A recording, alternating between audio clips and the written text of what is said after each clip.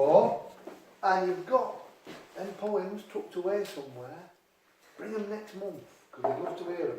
This is what it's all about, sharing poems. I found me poems, you know, so I've got 2 quick ones.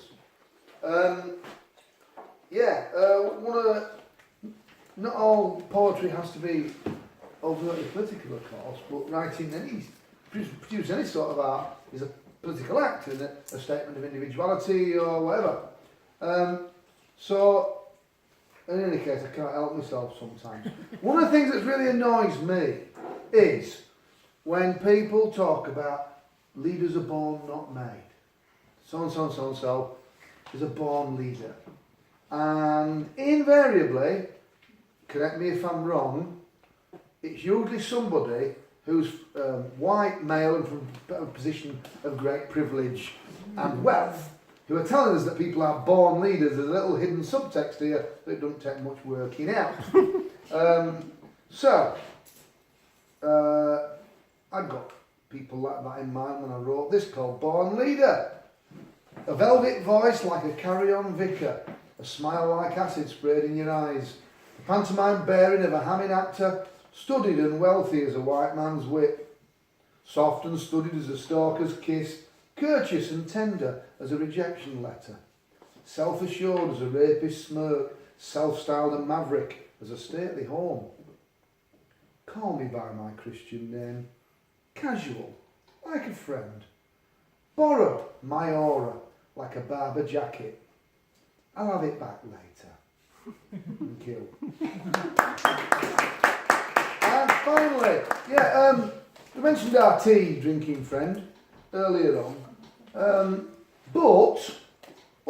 we poets have a responsibility to reach people, and there's a big debate always been had: how much does art change people's perception, or do we just echo what we already think, discuss? Not now. As part of a long piece I'm doing on the radio in a few weeks, I'm trying to sort of get inside the head of people. People have a very basic need to belong. Even our friend Terry in Fleetwood with the tea, he wants to belong to something. And let's face it, St George's flag is a lot simpler than understanding DNA matching for Cheddar Man and our origins and genetic makeup and our language and culture and society and everything else. Waving a flag about and chanting England, England is a lot simpler.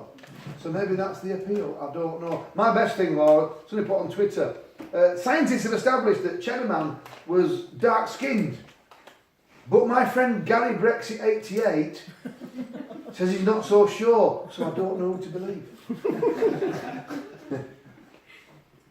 Round town this flag draws beaten souls like moths, simpler than a Union Jack, honest as an headline in a red top, where white man's estates, a thwarted village greens, a sketchy presumption means the world. If only the world outside, if only the world outside left this island state to its angry glories, to its Chinese whispers of black and white victories, handed down like tin plate watches.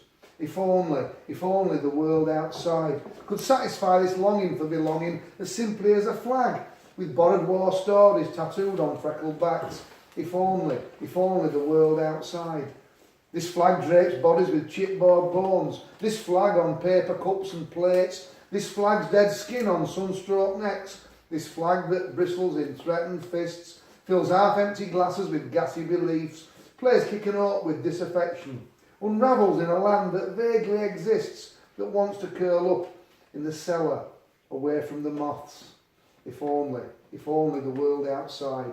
If only the world outside. Thank you. Right then.